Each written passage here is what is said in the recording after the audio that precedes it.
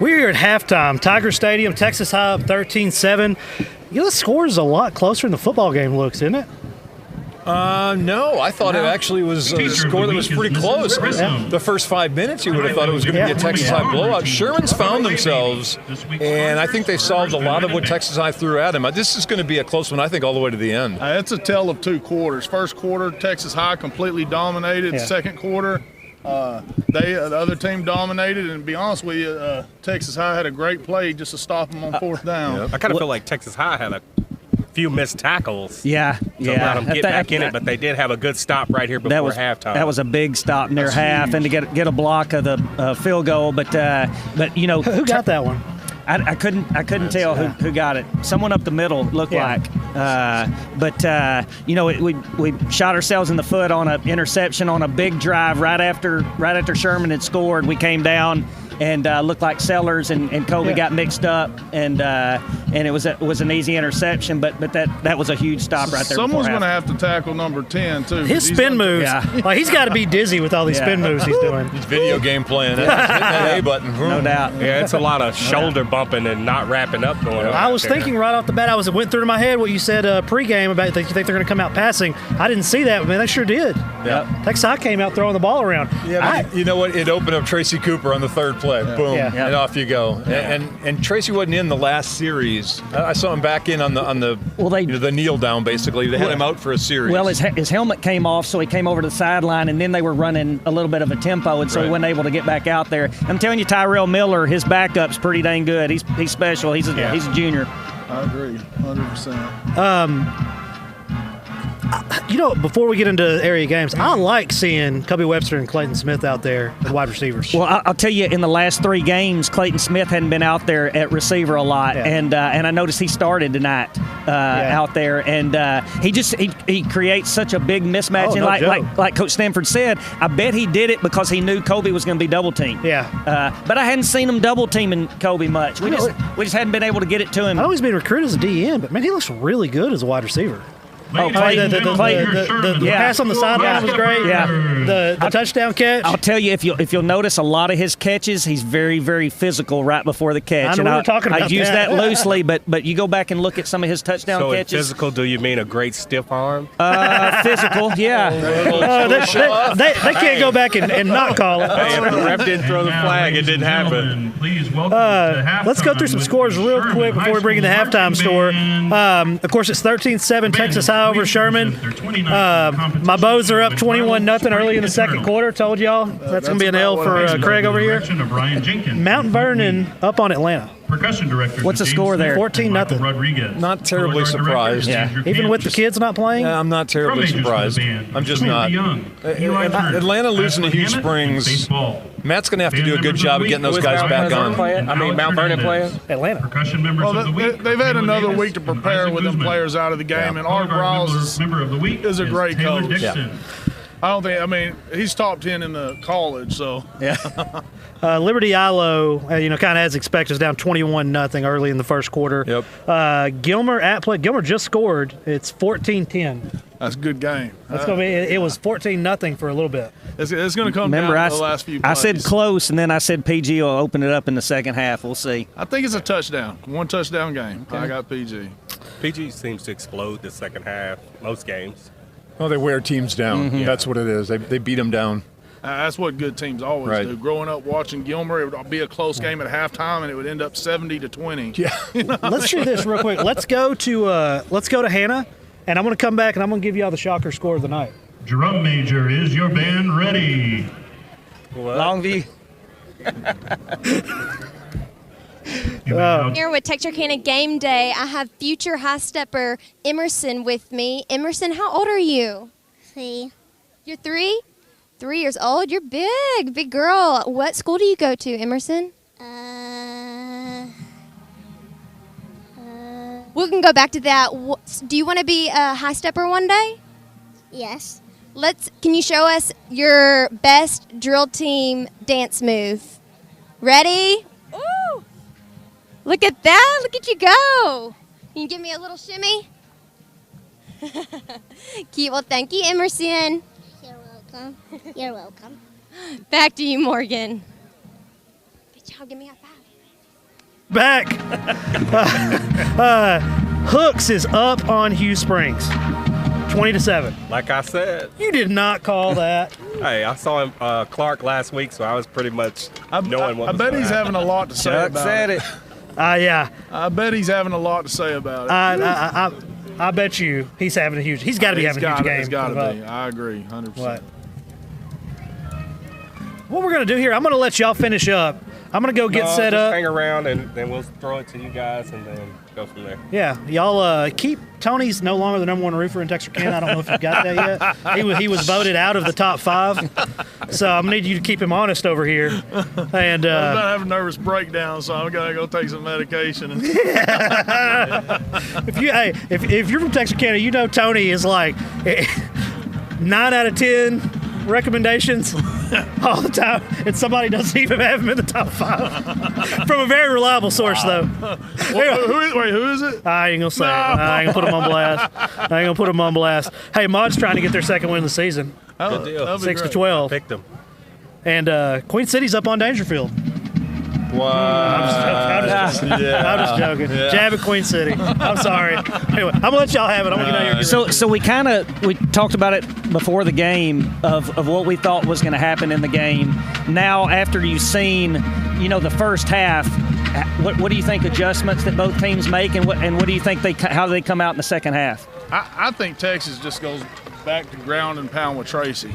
Now, I do think the quarterback coming back has helped. He's made some good passes, but I think they go back to what they were doing, dominating the offense. Yeah, because they had a big turnover down in the end zone that actually would have been 21-7 at the time. Yeah, It's That not was a huge. knock on Sherman, but I think Texas High is just a little bit better, I'll say, and controlling it with their defense. They're not allowing Sherman to do much of anything. The kid broke some tackles and scored, but it's a little too hard for him to score. They started moving it in the second quarter, and we were kind of a bend don't break, and then he made a bunch of missed tackles. The secondary at the end of that quarter it looked kind of like the Texas secondary this weekend. I mean, just missed a lot of tackles. Yeah.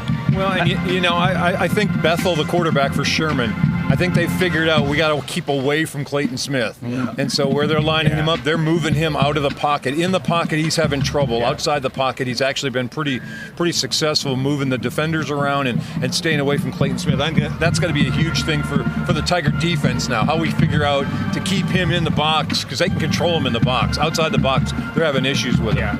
I'll tell you, I noticed that there were several one-on-one plays where Tracy would get around the end. He'd have one-on-one, and earlier in the year he was breaking those, and several of those guys have stepped up and made some good tackles. But I'm telling you, if you keep getting him one-on-one or Sellers around the end, I still think that we'll continue to pull it and run him every now and then, and that'll keep Tracy open. Tracy's got to have close to 100 yards right now. Oh yeah, he got 50 or so on the first touchdown. I would say easy. Yeah, I think so. I'll tell you what I've noticed with our defense is we're not covering their tailback out of the backfield. That seemed to be our Achilles heel this game. So do you think that's just busted coverage, or I don't know. I don't know if it's something that we hadn't seen on any of their film or anything, but that's something that's not going to happen in the second half. I mean, they're going to make that adjustment, so they're going to have to do something else. And I think dink and dunk game's harder to defend now. I mean, that's what the Patriots do. That's what Gilmer did for 15 years. It's just hard to defend that. On that last drive, looked like, and it's the first time I've seen us do that this year, is it looked like we sent the house on second down and forced it. We got a sack. The guy kind of got free of two of our guys, but we got a big sack and forced him into third and long. I think playing that really good running back last week, Seth McGowan, he's really good to follow those footsteps, and they're kind of like getting a little bit of a break with a guy that's not quite as fast and as good as he is. And I think the thing, Billy talked about it earlier, I don't know necessarily how much they'll run Ryan Sellers, but I think the broken plays that Ryan keeps alive, I think are going to be the key. That really puts pressure on Sherman's defense. he's ad-libbing out there. He's waving guys downfield on a broken play, and we're throwing it down the field. That's the difference between what they've been and what they are now. And I'll tell you, that play in the first drive, that it was like 2nd and 14. They'd gotten a sack. It was 2nd and 14 or 15. Right. It was a busted play that Sellers got like 13, forced a 4th and 2 that we went for, and Tracy busted that run. So you're right. He's made some good throws on the sideline. We were watching him from the end zone, and he rolled out to the left, and I'm like, he's going to run it, but he pulls up and throws the ball. Well, that one that he threw to was he threw one down. Oh no, that's right. You're right. That was Clay. It was a really good and a good toe tap by him to stay in bounds. And the one that they had a holding where it reached out and grabbed our number 11, Caden Miller, that we still completed downfield to him. 3 weeks ago, he broke his hand. Yeah. So I mean, he doesn't have it wrapped up or anything, and I know he's been practicing, but I didn't expect us to be going to him. That's not going to be the only defensive holding penalty. I mean, on the one that Clayton scored, the slot defender tackled the receiver. Yeah. It's right in front of me as I'm watching it. They're going to get nailed again a couple times. But I think on a big play in the second half, you're going to see Sherman's very handsy defensive backman. Somebody's going to get called on something that's going to allow a drive to continue. I've seen a bunch of pass interference. Yeah. I've seen it offensively too. Yeah, that's true. No, that's right. That's right. But they don't call it very often down here at this They level. That's a really good point about that, though. All right, well. So it's been a really good game, though. I mean, I expected it to be a good game, but I knew that Texas High had to get off fast after having a slow start for the last 3 weeks, and we got ahead in the turnover, but we just, we turned it over to let them get back in it. They need to come back after half and establish that momentum again and try to ride that wave throughout the rest of the game. Well, it'll be Sherman's ball, right? Right, Sherman will get it first. Yeah. And they've been driving, so we'll see. This in effect is the second half of the first playoff game of the year for the Tigers. That's right. And for the Bearcats. Guys look like a much better team. I think Texas has allowed them to stay in the game. We've shot ourselves in the foot a couple of times, but we'll get it at halftime. We'll get it fixed up, and we'll come back out in the second half and get after it. Tracy, I think everything will be Tracy. So you guys want to just wrap it up and the guys on the field with the band? Let the band have it. All right.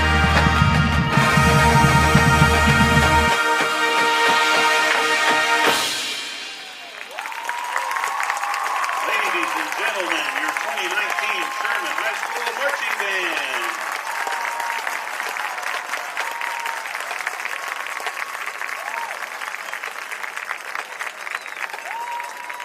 The Sherman Band would also like to take a moment to congratulate the Texas High School Band on their Division I rating at UIL Region Marching Contest.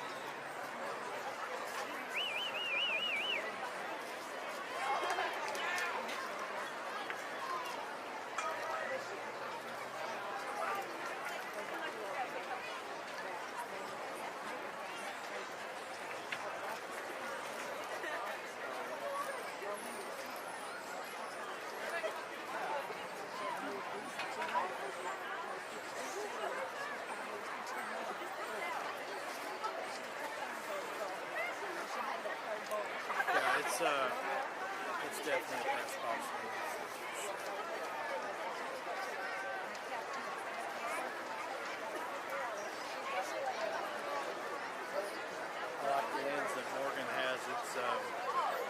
really good for like when you're doing the solos and things like that. That's a strong lens to have. But when you're way up here and you're trying to get the wide shots, yeah, this is a strong, good solid lens.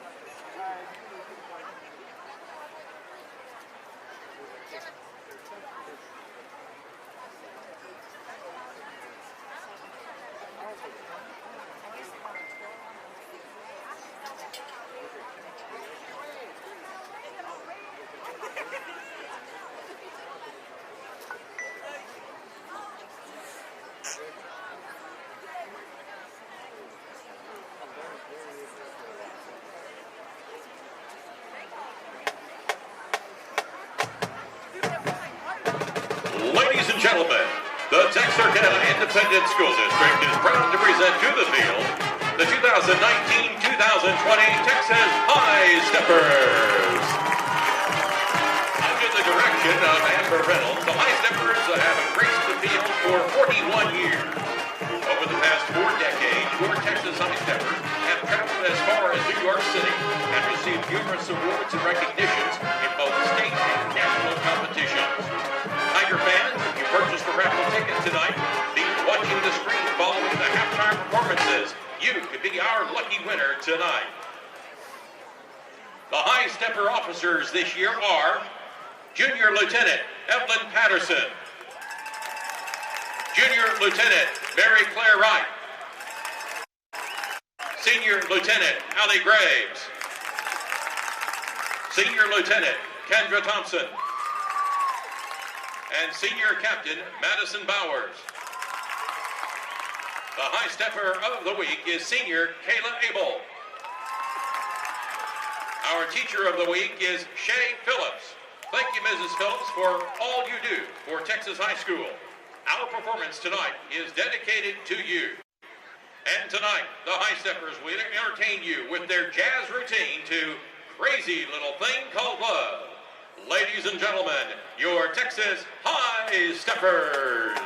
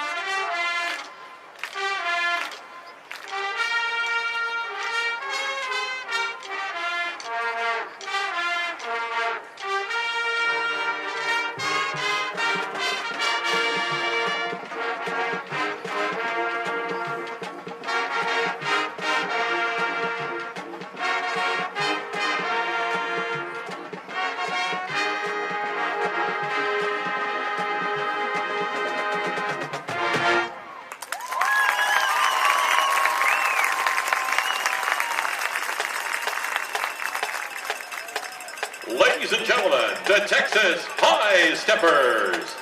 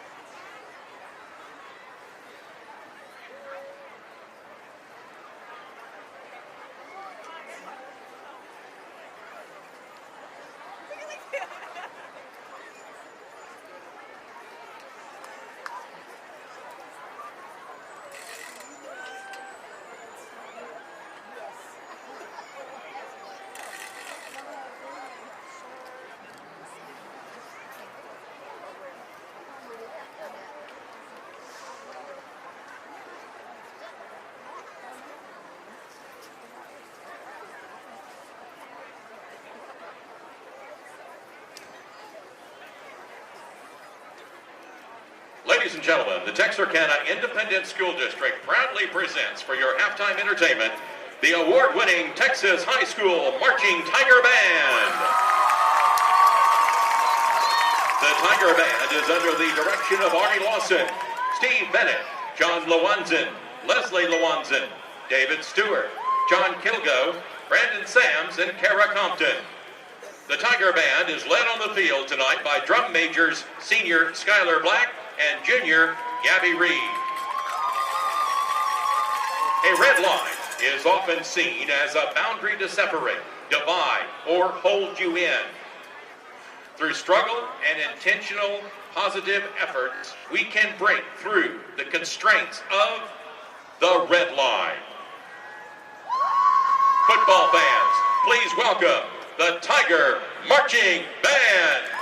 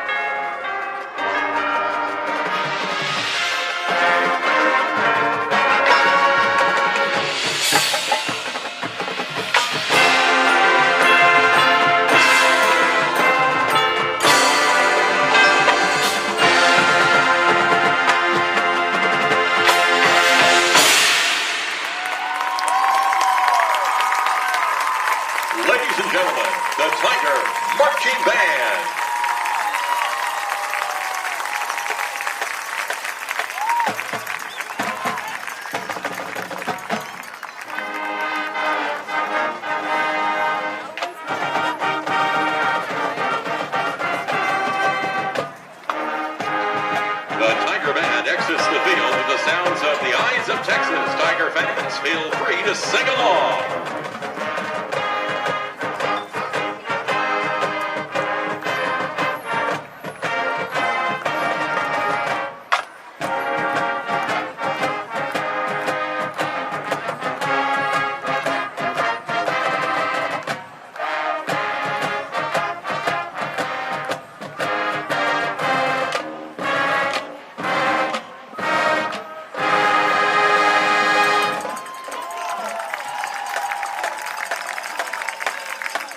Band captain for the Tiger Band is Senior Dre Johnson. We'd like to thank the Tiger Band and High Stepper Booster Clubs for their continued support of our programs, as well as the administration and staff of TISD and Texas High School. Last week, your Tiger Marching Band got a 1 rating at its UIL contest.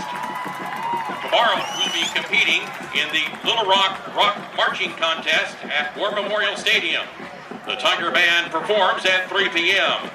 Their area competition is in 2 weeks in Mesquite, Texas.